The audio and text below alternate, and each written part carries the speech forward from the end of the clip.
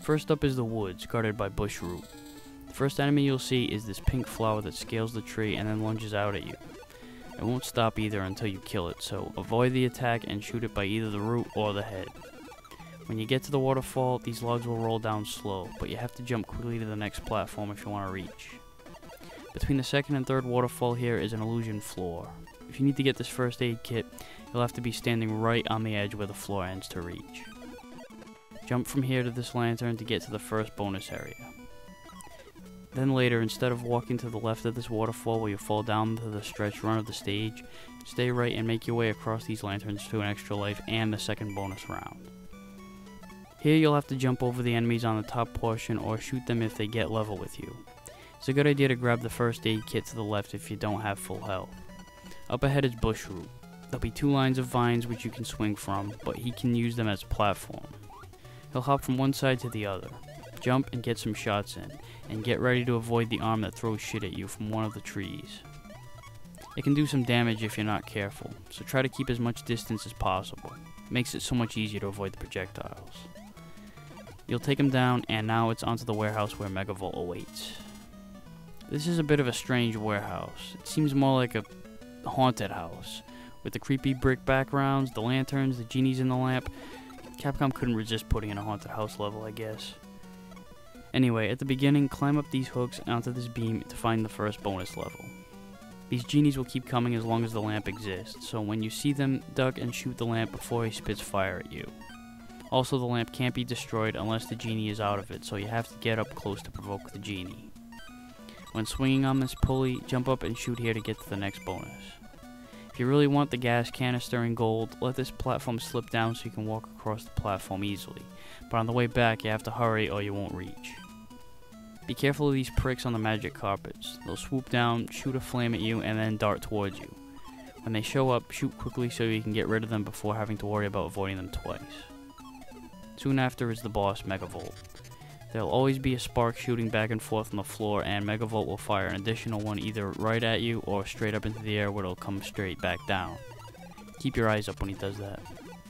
Megavolt walks very slowly, so it shouldn't be too hard to keep up with him and line up your shots. Just be aware of your surroundings and you shouldn't have too much trouble with him. Next is the tower where Moriarty is hiding out. In this level you'll find a lot of these levers that get this ring on a chain to hang off momentarily, but it ascends back up so you'll have a limited time to grab it. Time your jumps if there are enemies around, and be sure to get the extra life up here by going over these 2 hooks. These kangaroos will throw basketballs at you. You can jump over them and shoot continuously, but lightning gas will make it a lot easier when you have to operate from a lower or higher level. Right after battling this kangaroo, turn around to shoot this spot to get to the first bonus stage. There's a lot of climbing to do in this level, with enemies awaiting you on the platforms, so get up there quick and fire quick, or just pass by them if you can. Right above this turtle here is the next bonus stage. The boss battle with Moriarty is a pain in the ass. There are 3 machines, 2 up top and 1 down below, and they'll shoot fire at you periodically while Moriarty runs around. If you shoot one of the machines, it'll break down and won't fire anymore until Moriarty runs over to fix it. This will make him an easy target, but once he's done, he'll throw a hammer at you, which he'll often do if you're at level with him. You have to keep your eye on the fire that could come out from all 3 directions, plus the speedy little fuck that'll sneak up on you if you take your eyes off him. I like to stay on the lower level, blast the machine, bait him to it, give him some shots while he's fixing the machine, then jump up and hang on to these lights to keep away from the hammer he'll throw. Just keep a lookout for fire from above. If you have arrow gas, use this, as it takes less shots to kill him that way. So now the 6 areas are clear, and now it's on to the floating fortress to take on Steelbeak. Here Darkwing will mutter his catchphrase, "Let's get dangerous," which sounds more like he's in a porno rather than a children's cartoon. You'll start out on a boat. Climb up here to get the gas upgrades, whichever one you may want.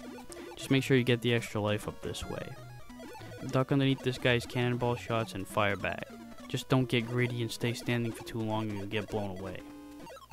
Right above this green guy up top is the first bonus stage. Pull this lever and quickly grab onto the beam that pops out to get a boost. Or it'll squeeze back in and you'll have to try again. As you fall down here and hang onto this pipe, Shoot up here to get to the final bonus level of the game. These ducks that shoot at you aren't that hard to hit, but they'll change into robot form and run at you. You may be better off passing over them, because if you get hit, you'll keep getting hit. These guys are fucking relentless. You might have to find some creative ways to avoid them in some spots, but once you get the hang of these techniques, you'll get by them in no time. Get the extra life up here right before the door to the final boss, Steelbeak. Or rather, a couple of flying saucers while Steelbeak watches? Okay. The toughest part of this battle is getting these little bastards off your back. If you have lightning gas, get them on an angle like this so you can take them both out at once, and then as fast as you can, climb up to the left hook and shoot Steelbeak from there.